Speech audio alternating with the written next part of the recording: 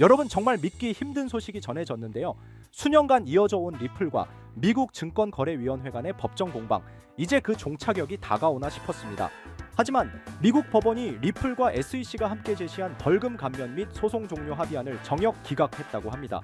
한때 역사상 가장 오래 끌었던 블록체인 소송이라는 평가를 받았던 이 사건, 많은 투자자들과 업계 관계자들은 이제 좀 정리되겠구나라고 안도하고 있던 상황이었던 와중 토레스 판사의 단호한 거절과 그 여파로 리플의 가격은 순식간에 7% 넘게 급락해버렸는데요. 이 와중에 또 다른 폭탄급 소문이 암호화폐 시장을 강타했는데, 바로 마크 저커버그의 메타가 리플을 인수할 수도 있다는 뉴스 소식들이 계속 올라오고 있잖아요. 메타의 CEO 마크 저커버그가 스테이블 코인과 글로벌 결제 시스템에 다시 눈독을 들이기 시작했다는 정황들이 이번 소문에 불을 지피고 있는데, 이러한 소식들 다 정리해 드릴 테니 구독과 좋아요 부탁드리면서 영상 한번 시작해 보도록 하겠습니다. 자, 이제 본격적으로 오늘의 핵심 이야기로 들어가 보겠습니다. 리플이 제안한 합의안이 왜 기각됐는지, 그리고 법원이 왜 이 시점에서 거절이라고 했는지, 이 부분을 제대로 이해하는 게 정말 중요하잖아요. 지난 15일 미국 뉴욕 남부지방법원, 이곳은 미국의 핵심 사법기관 중 하나입니다. 법원에서 리플과 SEC가 공동으로 제출한 지침 판결 요청이 기각됐는데요. 이건 단순히 합의가 틀어졌다는 정도의 문제가 아닌데요. 사실상 법원이 리플 측에 불신의 메시지를 보낸 것이나 다름없다는 분석이 지배적입니다. 먼저 지침 판결이란 다소 생소한 개념으로 볼 수가 있는데, 이건 미국 민사소송에서 사용하는 용어입니다. 쉽게 말하면 판사님, 저희가 지금 항소 중인데 이 합의안 괜찮은지 사전에 의견 좀 주실 수 있을까요? 라고 물어보는 거라고 생각하시면 됩니다. 이번에 리플과 SEC는 이 방식을 이용해 법원에 1억 2,500만 달러 벌금 너무 과하지 않습니까? 저희가 5천만 달러만 내고 나머지는 없던 일로 해주세요. 그리고 리플 판매 금지 명령도 풀어달라고 덧붙였죠. 이게 핵심이었습니다. 즉 리플은 SEC와 협의해 이쯤이면 충분히 벌 받았다라며 벌금도 줄이고 향후 판매도 재개하고 싶다는 의도를 밝힌 겁니다. 하지만 토레스 판사는 매우 단호하게 거절을 한 건데, 그 이유는 딱 하나, 절차적으로 부적절하다. 더 구체적으로는 연방법 민사소송규칙 조항을 지키지 않았다는 이유였습니다. 이 규칙은 기존 판결을 취소하거나 바꾸고 싶을 때 사용하는 법적 절차입니다. 하지만 이 규칙은 아무 때나 쓸 수 있는 게 아닙니다. 예외적 상황임을 법적으로 충분히 증명해야 하죠. 쉽게 말해 법원이 보기에는 말도 안 되는 방식으로 무리한 요구를 했다는 판단이 내려진 겁니다. 이 판결이 나온 직후 암호화폐 시장은 말 그대로 패닉에 빠졌습니다. 리플은 당일 최고 2.57달러에서 전일 대비 7% 넘게 급락했습니다. 리플은 지난주까지만 해도 강한 상승세를 보이며 3달러 돌파 기대감이 무르익고 있었죠. 하지만 이번 판결로 시장 분위기는 단숨에 소송 장기화, 불확실성 증대라는 프레임으로 바뀌었습니다. 자, 그래도 우리 여러분은 너무 걱정하실 필요 없는 게, 이 요청서에 대한 이유가 조금 부족했던 거기 때문에 리플과 SEC가 조정을 해서 제출하게 된다면 결국 법원 쪽에서도 승인을 해줄 것입니다. 그리고 지금 리플에 엄청난 이슈들이 떠오르고 있죠. 바로 메타의 CEO 마크 저커버그의 리플 인수설입니다. 이 얘기는 단순히 루머가 아닌데요. 리플 라스베이거스 이벤트 디렉터인 브래들리 카임스가 유명 유튜버 테크패스라는 채널과의 인터뷰에서 직접 언급을 하며 시장에 엄청나게 불을 지피기 시작했습니다. 마크 저커버그는 2019년에 SNS인 페이스북 자체 스테이블 코인 DM이라는 걸 개발했다가 미국 정부의 강력한 반대에 부딪혀 코인 출시가 좌절된 적이 있습니다. 그 후 저커버그는 블록체인 사업에서 물러난 줄 알았지만 이렇게 간접적으로 글로벌 결제 시장에 관심을 보이고 있는 상황인데요. 저커버그는 스테이블 코인을 통해 송금 시장에 진출하면 수익이 무조건 2배로 뛸 것이라고 말한 전적이 있는 사람입니다. 저커버그의 입장에서는 리플의 타이틀인 국경 없는 결제 시장에서 탄탄한 인프라를 가진 기업이기 때문에 메타가 기존의 DM 프로젝트를 부활시키려 한다면 리플만큼 좋은 파트너, 인수 대상은 매우 찾기 어려운 상황인 거죠. 메타 내부 인사도 이 소문에 신빙성을 더하고 있어요. 최근 진저 베이커라는 인물이 메타의 제품 부문 부사장으로 임명됐는데, 이 사람은 과거 스텔라 재단, 플레드, 퍼스트 호라이즌 등에서 일한 블록체인 전문가입니다. 게다가 저커버그는 최근 스트라이프 행사에서 글로벌 송금은 너무 어렵다, 누군가는 이 문제를 해결해야 한다 라고 직접 언급하기도 했죠. 이런 모든 퍼즐 조각들이 하나로 맞춰지는 듯한 순간 메타가 리플을 인수하려는 움직임이 실제일 수 있다는 분석이 나옵니다. 이제 리플의 라스베이거스 커뮤니티 행사가 가장 중요한 시점인데, 5월 31일부터 32일까지 양일간 열릴 이 이벤트는 해마다 중요한 발표가 있어온 자리입니다. 브래들리 카임스는 매년 우리는 이 무대에서 무언가 중요한 것을 발표해왔다, 이번에도 그럴 가능성이 크다 라고 언급했죠. 만약 메타가 리플 인수설을 공식화한다면 이 자리가 그 발표의 장이 될 가능성이 매우 크다고 볼 수 있습니다. 그리고 요즘 투자 시장을 둘러보면 정말 심상치 않습니다. 가장 큰 이슈 중 하나는 바로 미국 증권거래위원회 SEC의 향후 움직임입니다. 그런데 여기에 변수로 작용하는 인물이 바로 도널드 트럼프라고 할 수 있죠. 정치권에서 워낙 강한 영향력을 발휘하다 보니 SEC가 암호화폐 규제에서 한 발 물러설 수밖에 없는 구조가 만들어지고 있는 것이죠. 그 결과는 무엇일까요? 여러 알트코인이 ETF로 전환되거나 승인받는 흐름이 가속화될 가능성이 큽니다. ETF란 결국 제도권 편입이라는 뜻이고, 그 말은 곧 지금까지 암호화폐 시장을 멀리했던 전통자산 운용사나 기관 투자자들이 이 시장에 본격적으로 발을 들일 수 있다는 의미입니다. 이렇게 되면 어떤 일이 벌어질까요?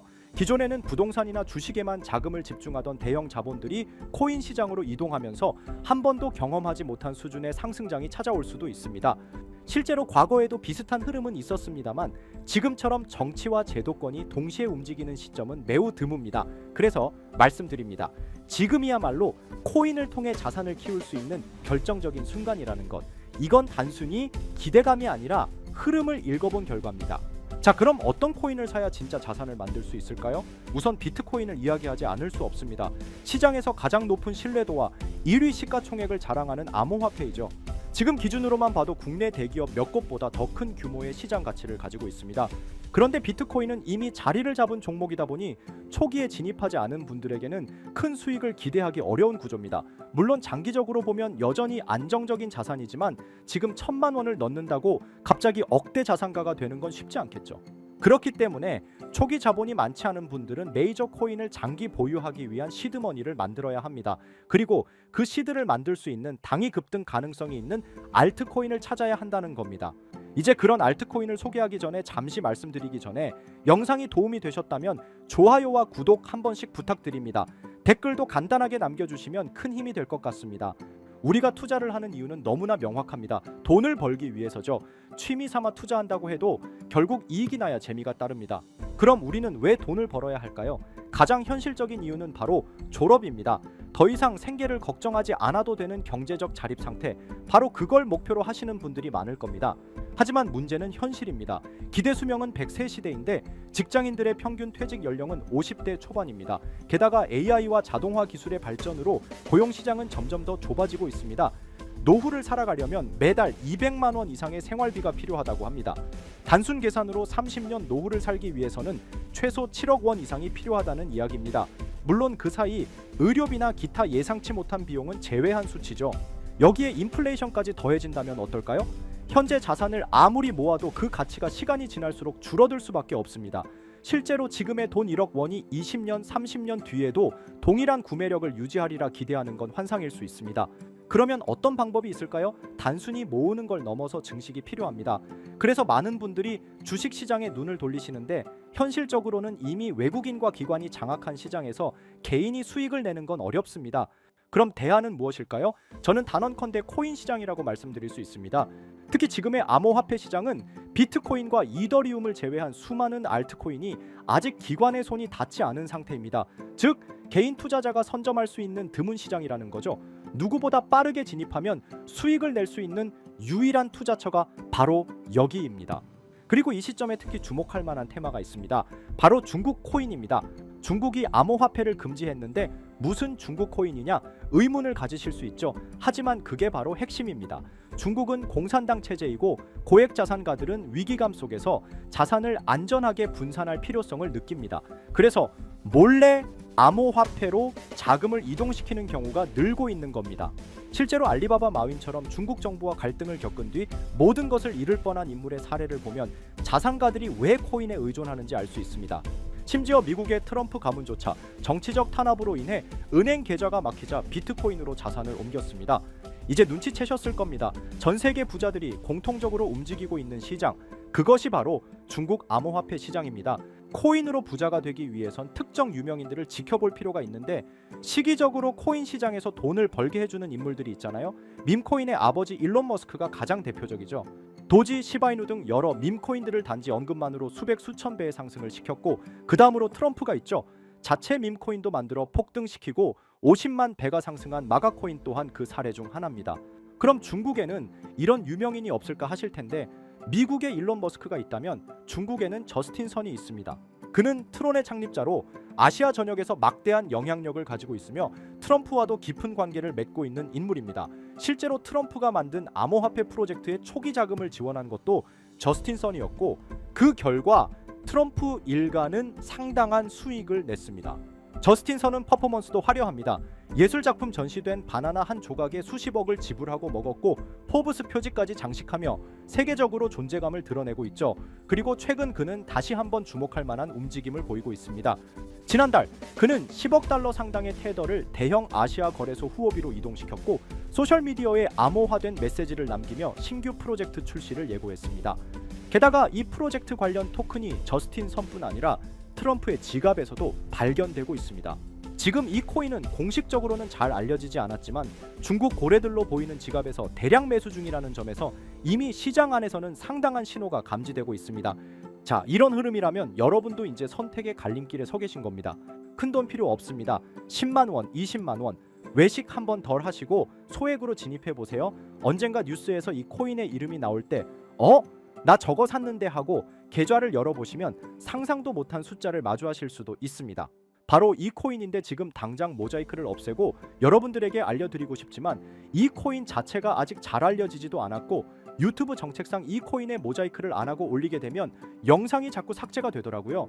유튜브 특성상 특정 종목에 투자를 권유하는 방송으로 간주하는 것 같은데 더 올렸다가는 힘들게 키운 채널이 삭제될 수 있다 보니까 영상에서 바로 말씀 못 드리는 부분 양해 부탁드리겠습니다. 당연히 제 영상을 꾸준히 시청해 주시는 구독자분들께 공유해 드릴 거고 저는 여러분들이 꾸준히 구독해 주시고 시청해 주고 좋아요 눌러 주시는 걸로 충분히 그 값어치는 한다고 생각하기 때문에 금전 요구 어떤 대가 하나 없이 그냥 드릴 거예요. 대신 영상 하단에 좋아요와 구독해 주시고 댓글도 구독이라고 한번 써주시면 제가 확인한 뒤에 따로 문자로 종목을 보내드리도록 하겠습니다. 자, 화면에 보이시는 번호 010-9618-9875 위번호로 상승 이거 두 글자 문자 발송해 주세요. 다시 한번 말씀드릴게요. 010-9618-9875 위번호로 상승 이렇게 두 글자 문자 발송해 주시면 한 분도 빠짐없이 공유해 드리겠습니다. 저는 절대 금전 요구를 하지 않기 때문에 사칭 사기에만 주의해 주시면 아무런 문제 없이 종목 공유 받으실 수 있겠습니다. 우리 같은 서민들도 인생 역전의 기회 무조건 올 거니까 여러분의 신뢰에 보답하면서 오늘 영상 여기서 마무리하겠습니다.